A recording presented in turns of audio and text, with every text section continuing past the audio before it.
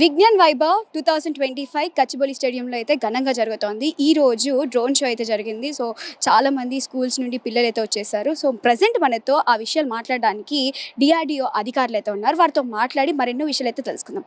Sir చెప్పండి. అసలు drone show పిల్లల కోసం ఎలా ఏర్పాటు చేశారు? అండ్ ఈ ఏర్పాటు చేయడానికి ముఖ్య కారణం ఏంటి?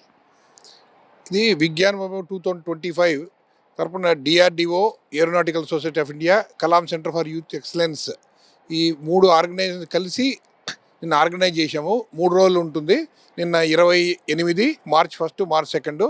నిన్న ఓన్లీ ఫర్ స్టూడెంట్స్ నిన్న అరౌండ్ 30,000 స్టూడెంట్స్ పార్టిసిపేట్ చేశారు. సో కేంద్ర రక్షణ మంత్రిగా రాజ్నాథ్ సింగ్ గారు, తెలంగాణ చీఫ్ మినిస్టర్ రేవంత్ రెడ్డి గారు ముఖ్య అతిథులుగా వచ్చారు. చాలా మంచి రెస్పాన్స్ ఉంది స్టూడెంట్స్ నుంచి. డ్రోన్ షో ఏ విధంగా ఉంటుంది పిల్లలకి? ఓకే, డ్రోన్ షో యాక్చువల్లీ ఇవాళ 11 గంటలకు చేసాము. మధ్యాహ్నం 4 ఉంటుంది. రేపు కూడా మార్నింగ్ 11కి 4 ఉంటుంది. ఏంటంటే డ్రోన్ షో ఈ డిఫెన్స్ డ్రోన్స్ ఎలా ఉపయోగిస్తారనేది అసిమెట్రిక్ టెక్నాలజీస్. సో రకరకాల విన్యాసాలతో డ్రోన్స్ మనకు షో ఉంటుంది యాక్చువల్గా. సో పిల్లలకి చాలా ఇన్స్పైరింగ్గా ఉంటుంది యాక్చువల్గా అది. ఎంతమంది స్కూల్స్ వచ్చాయి?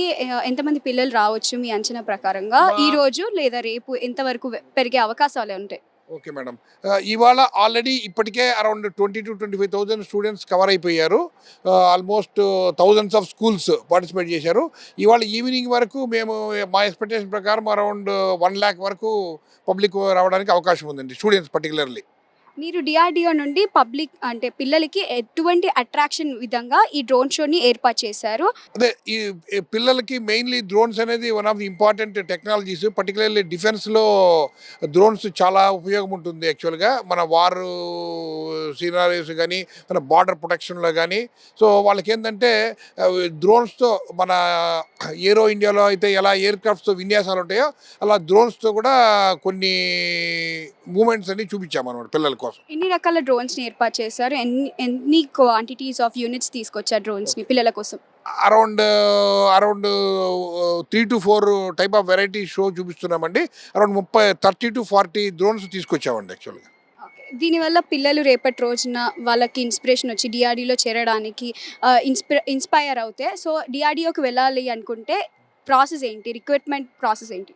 మేడం యాక్చువల్గా అక్కడ మా డిఆర్డిఓ తరపున ఆల్రెడీ ఒక స్టాల్స్ కూడా పెట్టాము యాక్చువల్గా. నేను ఆల్రెడీ వచ్చిన స్టూడెంట్స్ అందరికీ మేము ఆ కిట్లు కూడా ఇచ్చాము.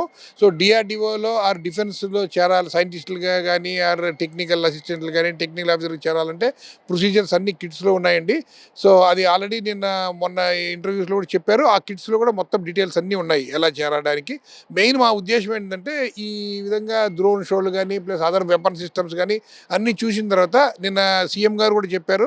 సో మనము దేశ రక్షణకి ఏ విధంగా మనము ఉపయోగపడతామనేది వాళ్ళకు ఫిజికల్గా చూడడము. ఇదేంటంటే లైవ్ మోడల్స్, మిజైల్స్ కానీ ఆర్ ఎయిర్ క్రాఫ్ట్స్ మోడల్స్ కానీ కొన్ని అయితే లైవ్ ఇది కూడా ఉన్నాయి యాక్చువల్గా. So that they will get inspired యాక్చువల్గా.